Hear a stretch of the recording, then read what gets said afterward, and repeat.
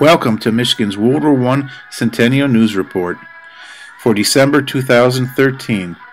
This program's about holiday meals of the U.S. Army during World War I. I'm your host, Dennis Skupinski.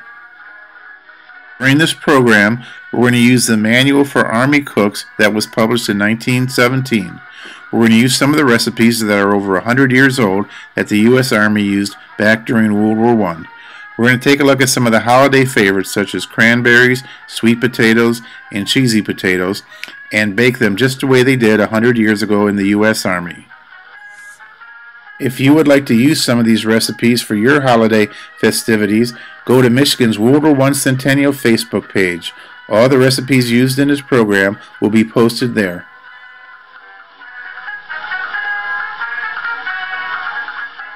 On November 28, 1918, the United States celebrated Thanksgiving.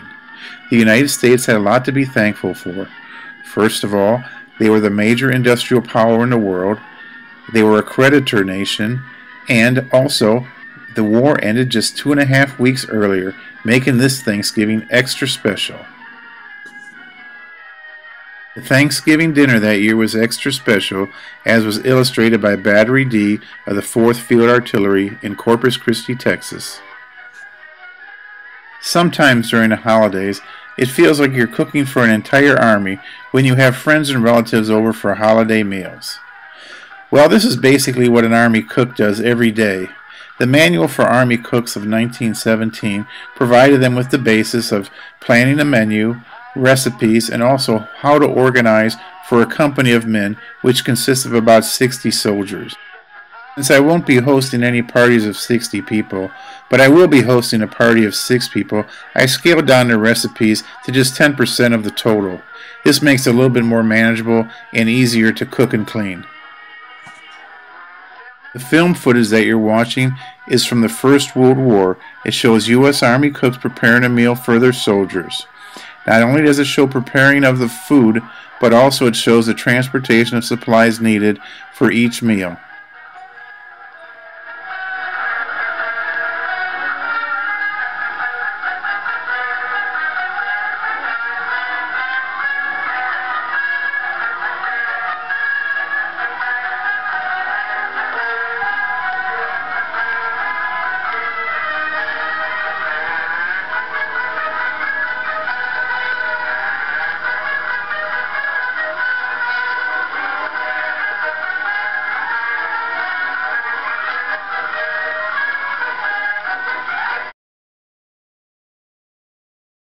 The basis for our recipes is the Manual for Army Cooks 1916, which was published in Washington, D.C. by the Government Printing Office in 1917.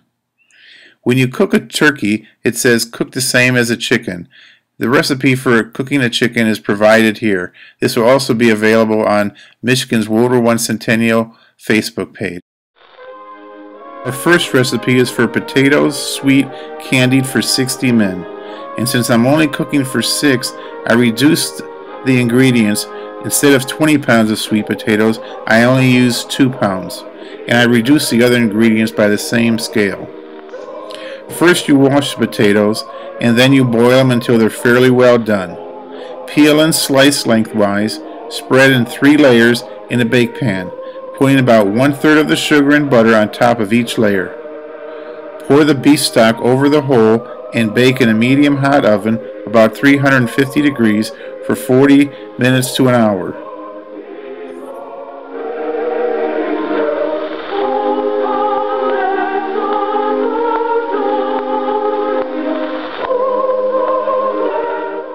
I used unsalted butter, light brown sugar, and pre-made beef stock. After about 45 minutes at 350 degrees, I pull the potatoes out, and this is what they look like. Potatoes-sweet-candied. Our second recipe is potatoes sweet baked for 60 men. The ingredients are 22 pounds of sweet potatoes. I reduce this to 2.2 pounds. First of all, you wash them well and remove all the defective spots. Place in a bake pan and cover with a second pan to prevent evaporation while baking. and bake until well done, usually about 350 degrees for about 35 minutes. If desired, the potatoes may be peeled and rolled in fat and lightly sprinkled with sugar, salt before baking.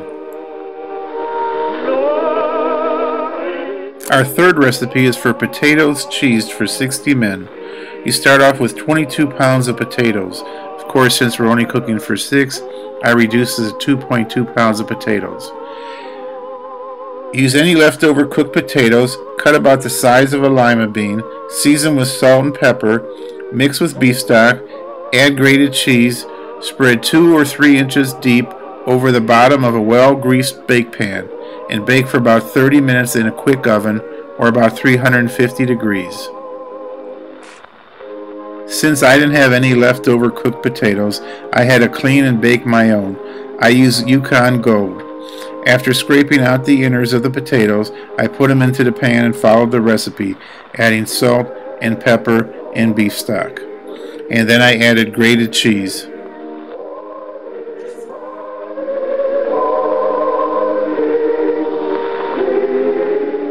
One of the byproducts of cooking your own potatoes is that you have leftover potato skins, which you can turn into an hors d'oeuvre of baked potato skins. After about 30 minutes at 350 degrees, this is what your cheesed potatoes look like when they come out of the oven. For our final recipe, it's cranberry sauce for 60 men, using 10 quarts of cranberries. Of course, since we're only cooking for 6, we reduce this to 1 quart of cranberries. First, you wash and boil the berries well. Put in a clean boiler and with about 1 inch of water, cover tightly and boil until the berries break to pieces and cover themselves with their juice. Remove the lid and let simmer in order to dry them out. Sweeten with sugar, boil about 5 minutes and pour them into an earthen or wooden vessel and cool. Serve cold with chicken or turkey or nearly any kind of meat or cake.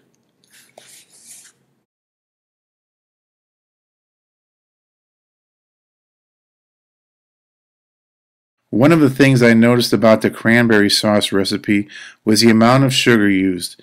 It is far less than what's currently used in most recipes, and therefore provides a little tangier cranberry sauce. So if you're looking for something different or something new for a holiday party or a dish to bring to a holiday party, go to Michigan's WW1 Centennial Facebook page and copy a few recipes. You'll find them interesting and unique.